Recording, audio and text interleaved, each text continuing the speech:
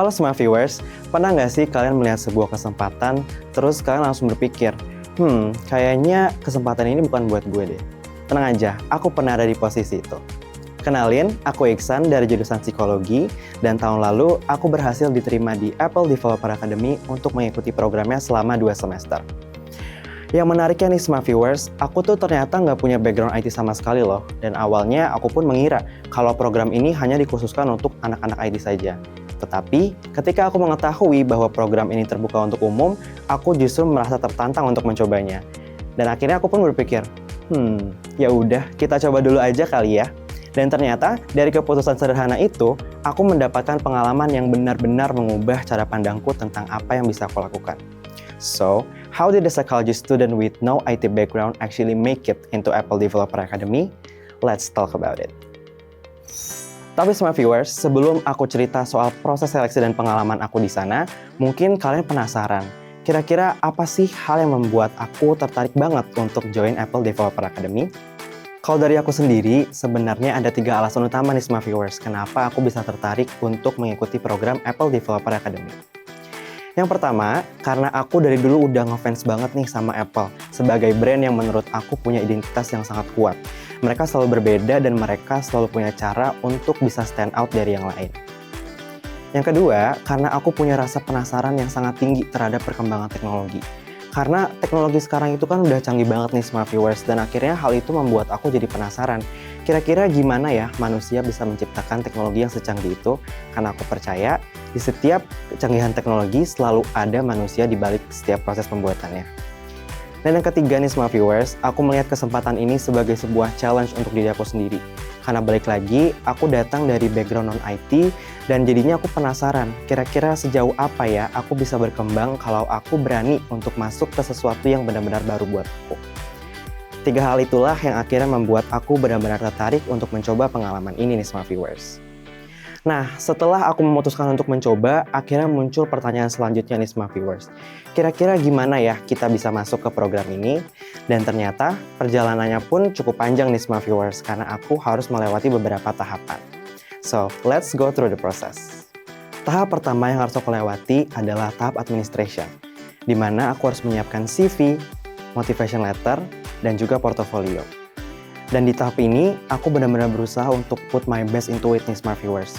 Aku benar-benar bikin semuanya sangat personal, dan aku ingin sangat menyampaikan dengan tulus kalau aku benar-benar tertarik untuk mengikuti program ini. Setelah itu, aku lanjut ke tahap selanjutnya, yaitu tahap online test nih smart viewers, yang terdiri dari 2 tes, yaitu logic test dan juga programming test. Menurut aku, untuk logic test sendiri masih cukup general nih smart viewers, karena bentuknya sama seperti psikotes pada umumnya. Tapi ketika masuk ke programming test, menurutku ini yang cukup challenging buat aku. Karena balik lagi, aku nggak punya background programming sama sekali. Jadi sebelum aku masuk ke tesnya, aku berusaha untuk latihan sambil memastikan pas hari H aku mengikuti tes dengan kondisi yang fresh dan juga semangat. Setelah lolos online test, aku masuk ke tahap focus group discussion nih smart viewers. Di mana di tahap ini, sebelumnya kami diberikan satu study case yang harus kami selesaikan secara masing-masing. Lalu saat hari H, kami harus menyatukan berbagai perspektif yang ada di dalam tim untuk menghasilkan satu solusi final yang nantinya kami presentasikan dan juga kami gunakan untuk memberikan feedback ke tim lain. Dan menurutku, yang dilihat di sini bukan cuma siapa yang paling pintar ngomong atau paling banyak menyampaikan pendapat, melainkan justru bagaimana kita bisa mendengarkan ketika anggota sedang berbicara, memberikan feedback yang konstruktif, dan juga benar-benar berkontribusi dalam membangun tim dinamik yang baik. Beberapa hari kemudian, aku dinyatakan lolos dan resmi menjadi learner di Apple Developer Academy.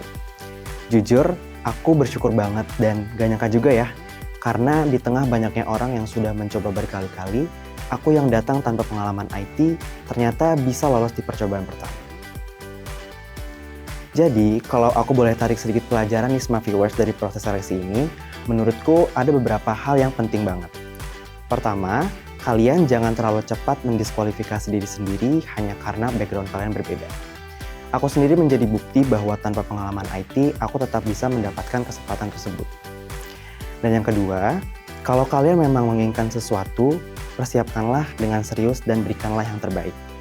Aku tahu kita memang tidak bisa mengontrol hasil akhirnya, Tetapi, kita bisa loh mengontrol seberapa besar usaha yang kita berikan. Dan yang terakhir nih semua viewers, jangan lupa untuk tetap menjadi diri sendiri ya. Karena menurutku, proses seleksi bukan cuma tentang membuktikan bahwa kita punya kemampuan, tetapi juga menunjukkan bahwa kita bisa berkontribusi dan juga bekerja sama dengan orang lain. Nah, smart viewers, ternyata setelah aku diterima, ada satu hal yang justru paling mengejutkan buat aku. Penasaran apa yang aku temukan di sana? See you in the next part ya. Bye-bye.